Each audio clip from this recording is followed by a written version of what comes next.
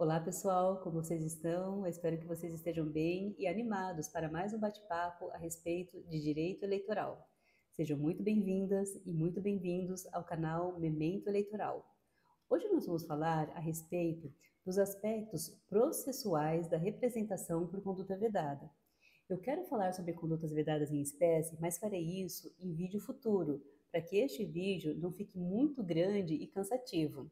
Então, se você não é meu seguidor ou minha seguidora, se inscreve no canal para receber as notificações futuras e não perder os vídeos sobre condutas vedadas em espécie. Bem, se você não sabe nada a meu respeito, meu nome é Alessandra Antunes, sou servidora da Justiça Eleitoral do Estado de São Paulo e estou aqui para compartilhar com você um pouco dos meus conhecimentos acerca de direito eleitoral. Pessoal, eu tenho uma novidade para vocês que eu vou contar só no final do vídeo, então fica aí para vocês saberem qual é essa novidade, tá bom? Eu vou rodar uma vinheta aqui para a gente poder começar a falar a respeito da representação por conduta vedada. Vamos começar falando, pessoal, sobre. Vou só aumentar aqui o vídeo.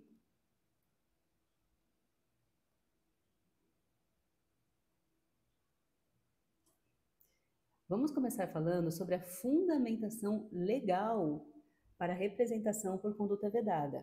Bem, esta representação ampara-se nos artigos 73, 74, 75 e 77 da Lei 9.504 de 1997. É possível também encontrar disposições acerca das condutas vedadas na Resolução TSE número 23.735 de 2024, nos artigos 15 a 22. E o que dizem esses artigos da Lei das Eleições? Bem, o artigo 73 diz que são proibidas aos agentes públicos, servidores ou não, as seguintes condutas tendentes a afetar a igualdade de oportunidades entre candidatos nos pleitos eleitorais. Esse artigo 73, pessoal, ele discrimina várias condutas que são vedadas pela legislação. Mas como eu disse lá no início do vídeo, eu vou falar sobre as condutas vedadas em espécies em vídeos futuros. O artigo 74 diz que configura abuso de autoridade para fins do disposto no artigo 22 da Lei Complementar número 64 de 18 de maio de 1990, a infringência do disposto no parágrafo 1º do artigo 37 da Constituição Federal, ficando o responsável, se candidato, sujeito ao cancelamento do registro ou do diploma. O artigo 75 diz que nos 3 meses que antecederem as eleições, na realização de inaugurações é vedada a contratação de shows artísticos pagos com recursos públicos. E, por fim, o artigo 77 diz que é proibido a qualquer candidato comparecer nos 3 meses que precedem o pleito a inaugurações de obras públicas. Então, são esses artigos da Lei das Eleições que amparam a representação por conduta vedada. E qual é a natureza jurídica desta ação? Bem, a representação por conduta vedada é uma ação civil eleitoral de natureza objetiva, e a conduta vedada aperfeiçoa-se com a simples submissão à norma. Isso significa, pessoal, que basta que o agente público pratique a conduta descrita em lei como proibida para que se configure o ilícito e seja possível o oferecimento da representação à Justiça Eleitoral. Inclusive, isso já ficou consignado em decisão do TSE, e eu trouxe aqui uma decisão de relatoria do ministro Raul Araújo que diz exatamente isso. Diz o seguinte: as condutas vedadas a agentes públicos possuem natureza objetiva, aperfeiçoando-se com a simples submissão à norma. Além disso, as condutas vedadas são do tipo fechado e o julgador deve interpretá-las de modo restritivo. Isso significa que a autoridade julgadora não pode estender as hipóteses de condutas vedadas, ou seja, as condutas vedadas são aquelas descritas em lei, não sendo possível haver uma interpretação ampliativa para enquadrar uma conduta não descrita em lei como conduta vedada.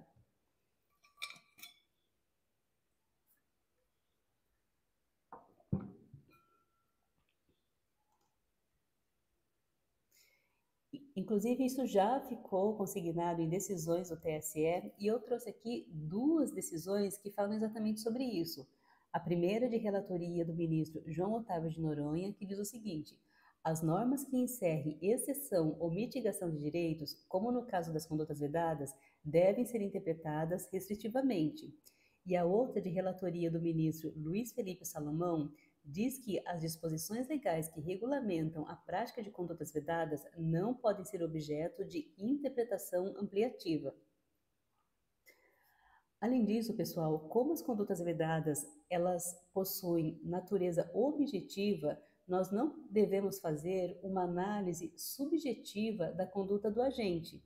Ou seja, não precisa haver comprovação de dolo ou de culpa para que fique configurada a conduta vedada. Eu trouxe também uma decisão do TSE de relatoria do ministro Edson Fachin, que diz exatamente isso. Fala o seguinte: as condutas vedadas são cláusulas de responsabilidade objetiva, dispensando a comprovação de dolo ou culpa do agente. Dispensam, por igual razão, a análise da potencialidade lesiva para influenciar no pleito.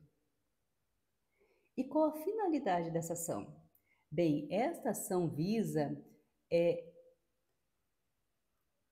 evitar o uso inadequado da administração pública com o fim de desequilibrar a competição eleitoral de modo a afetar a igualdade de oportunidades entre as pessoas candidatas.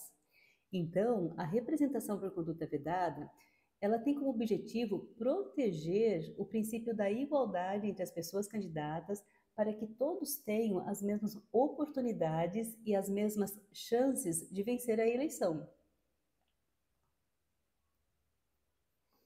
Vamos falar agora sobre legitimidade ativa. Quem pode figurar no polo ativo dessa representação? Ou seja, quem pode entrar com a representação por conduta vedada? Bem, são as pessoas candidatas, os partidos políticos, a coligação, a federação e o Ministério Público.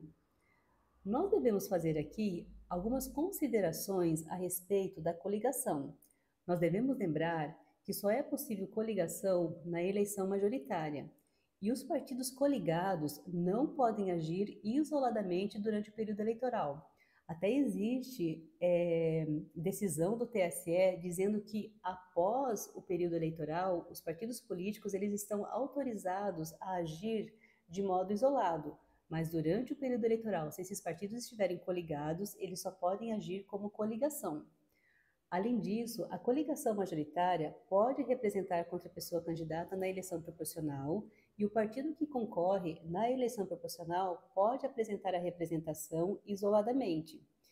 E aí é interessante falar também sobre um ponto da federação, porque os partidos federados também não podem agir isoladamente, eles devem agir como federação.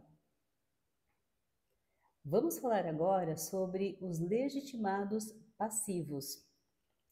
Bem, esta ação ela pode ser interposta contra o agente público que praticou a conduta vedada, a pessoa candidata que praticou a conduta vedada, no caso de candidata à reeleição ou que foi beneficiada pela conduta do agente público, e contra o partido político, a coligação e a federação beneficiada pela conduta do agente público. E é interessante nós sabermos qual é o conceito de agente público trazido pela Lei das Eleições. E isso está lá no parágrafo 1º do artigo 73 da Lei das Eleições. Diz o seguinte, esse parágrafo: reputa-se agente público, para os efeitos desse artigo, quem exerce, ainda que transitoriamente ou sem remuneração, por eleição, nomeação, designação, contratação ou qualquer outra forma de investidura ou vínculo, mandato, cargo, emprego ou função nos órgãos ou entidades da administração pública direta ou fundacional.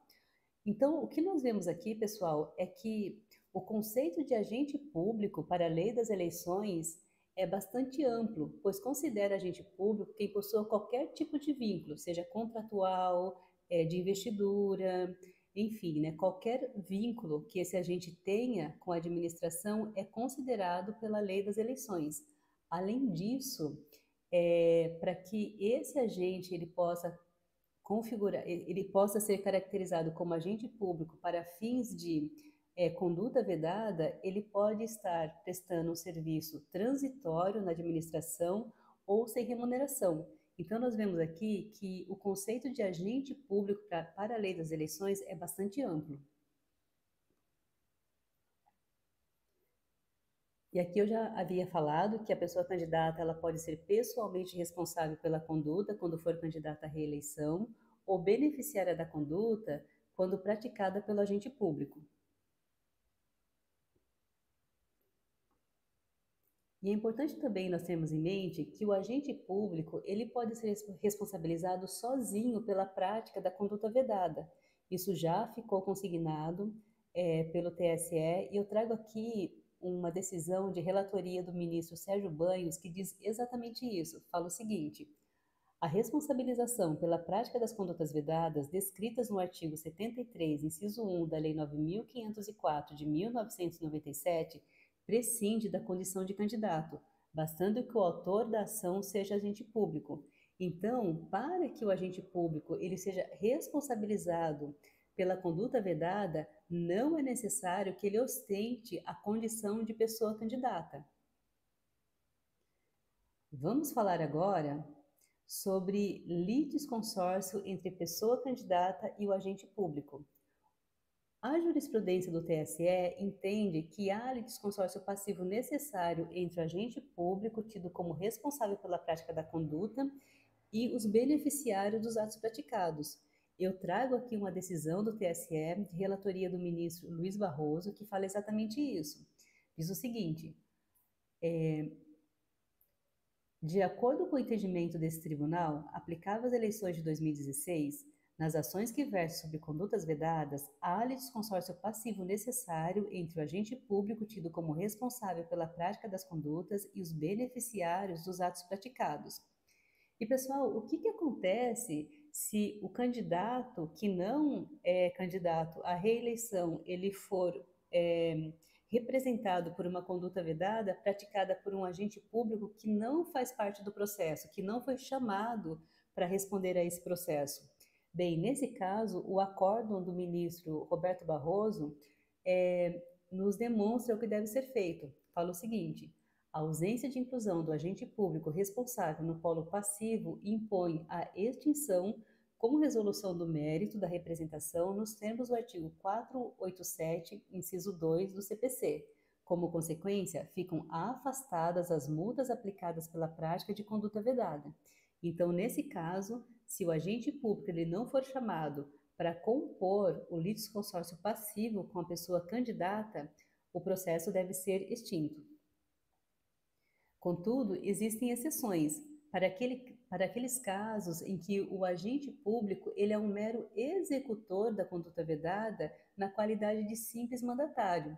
Isso é o que diz essa decisão que eu trouxe para vocês de relatoria do ministro Benedito Gonçalves. Diz o seguinte: para as eleições de 2020, essa Corte Superior firmou jurisprudência no sentido que, nos casos de conduta vedada, exige-se litisconsórcio passivo necessário entre o agente público responsável pelo ato e o beneficiário, sendo dispensável apenas quando aquele, o agente público, pratica ação como mero executor na qualidade de simples mandatário.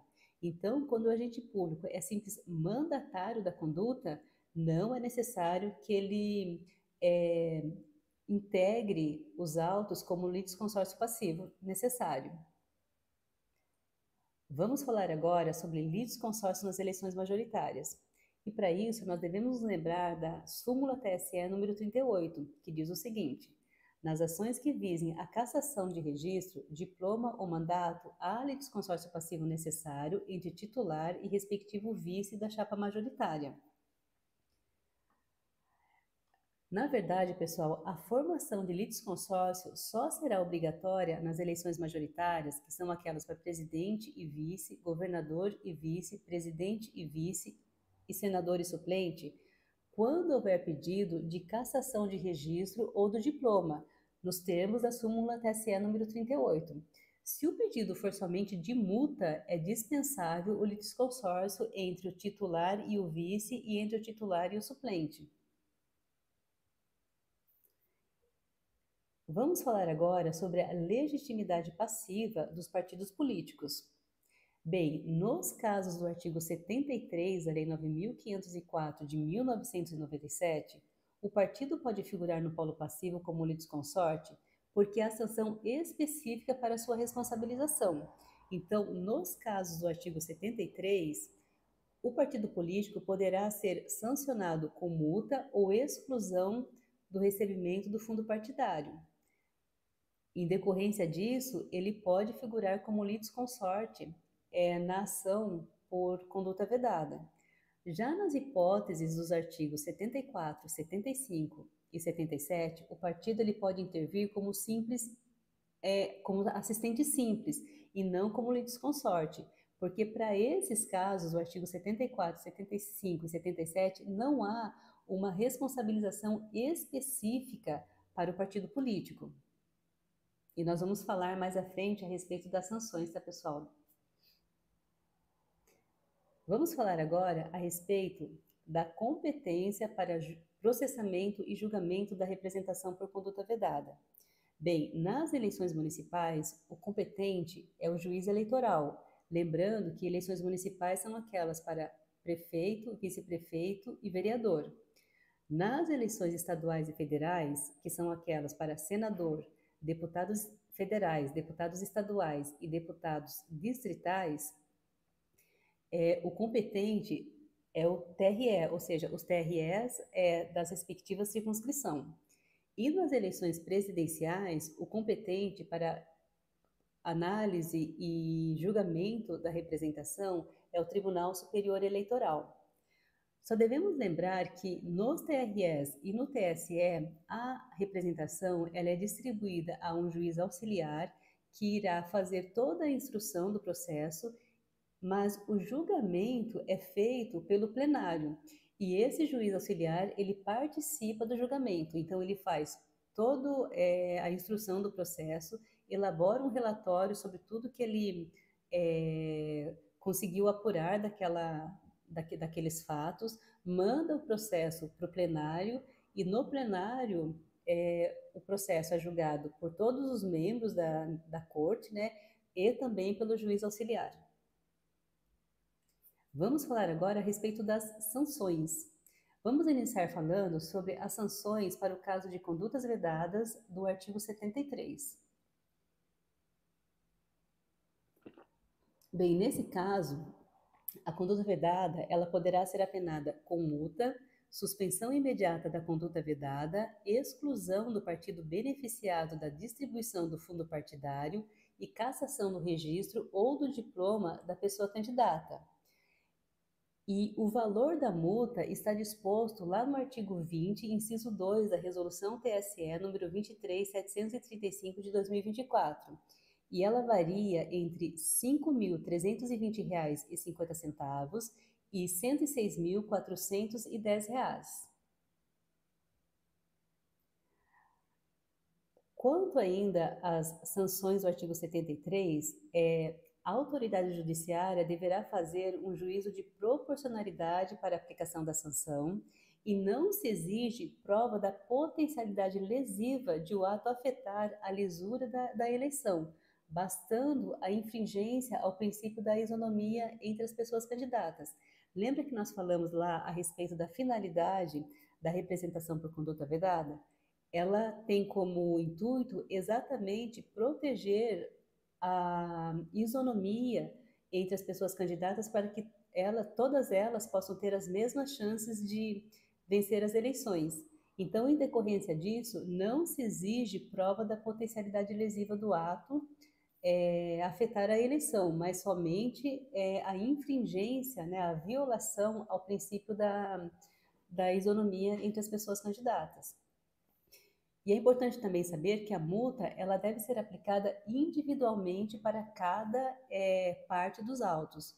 Então, não existe solidariedade nessa multa, ou seja, o juiz ele vai aplicar uma multa para cada uma das partes que estão lá no polo passivo.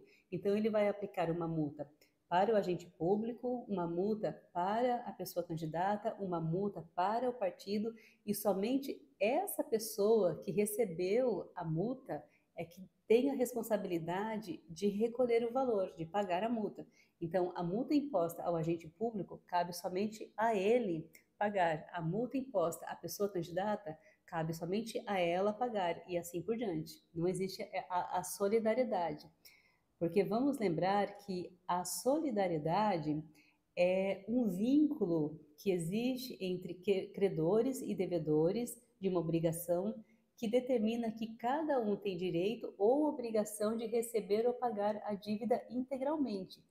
Aqui, na representação, né, na multa imposta na representação por conduta vedada, não existe essa solidariedade.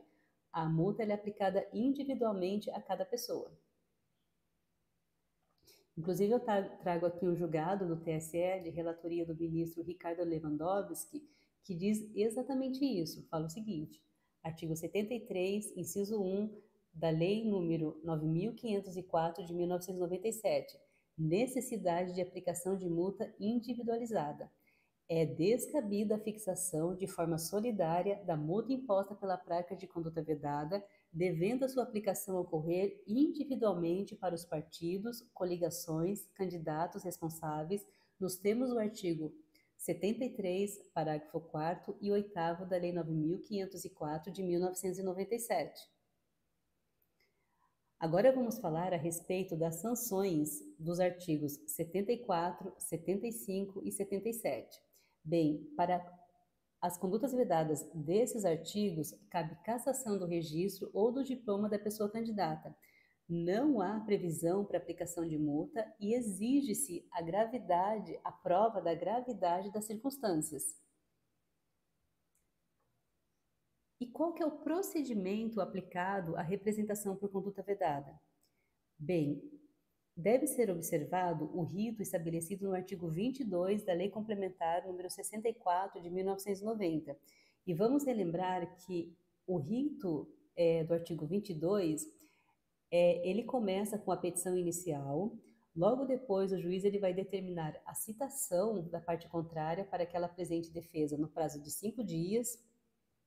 Depois vai haver a instrução do processo para que o juiz ele colha as provas, ouça testemunhas também no prazo de 5 dias.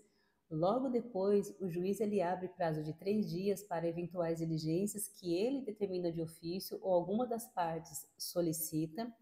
Depois desse prazo, é aberta a oportunidade para que as partes ofereçam alegações finais no prazo comum de 2 dias.